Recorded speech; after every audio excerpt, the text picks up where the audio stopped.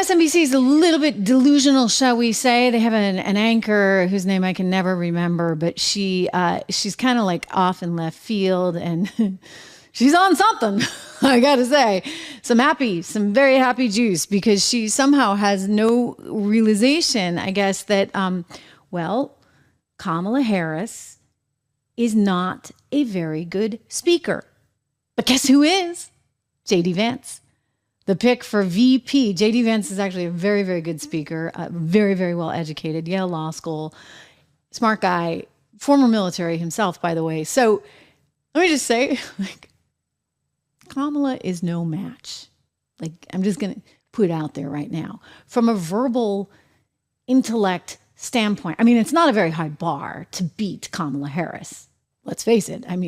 Heck, Joe Biden is scoring better than her in the polls. They've already realized we can't put Kamala in because, people really can't take her and they really can't listen to her. And she's really not a gifted communicator at all. she knows a few words and then uses them over and over and over and over and over again.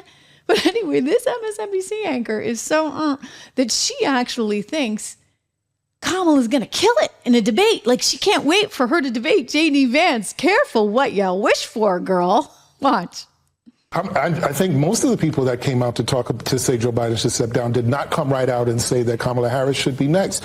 And Kamala Harris should be next if anyone thinks that Joe Biden should sit. Kamala Harris should be next. Let me just say this to someone that's covered her. If anyone has watched, I've watched all of her speeches for the last 2 weeks. She's been fantastic. I thought she was fantastic 4 years ago. Right. Anyone that hasn't watched, I hope that J.D. Vance today challenges Kamala Harris to switch debates, because she would wipe the floor with him. She's hidden for whatever I will stay out of what the Democrats decide to do at the top of the ticket. But if they make a change, Kamala Harris should be at the top of the ticket. Absolutely right. And I don't mean to bring up something that seems to be subsided a bit. We got to work it all out, and we got to do it on TV. Keep talking. No, we should, because the reality is that, and I've said this, that I don't know if my party we can stop it there, knows even how to define part of this. She thinks that a debate would be just great between J.D. Vance and Kamala Harris, because Kamala will wipe the floor with JD. I'm like, girl, what are you thinking? I think America's going to love that debate. Really and truly love that debate. The question is, are we going to get to see some of these precious little moments like this? Kamala, we can't wait to see something like this. The governor and I, and we were all doing a tour of the library here and talking about the significance of the passage of time. Right? The significance of the passage of time. So when you think about it, there is great significance to the passage of time in terms of what we need to do to lay these wires, what we need to do to create these jobs. And there is such great significance to the passage of time when we think about a day in the life of our children. Yeah, like I said, she's got a few little words and she just kind of clings to them.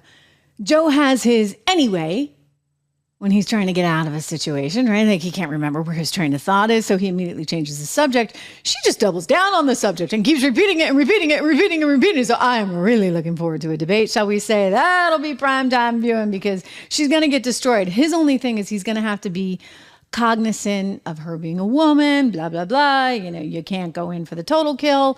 Again, I hate to use that word these days in light of what just went down. But in other words, he's going to have to, and he will, dance around her intellectually, which is not hard. Just ask her about the passage of time and we'll be all set, right? So Kamala Harris is going to have her work cut out for her, shall we say.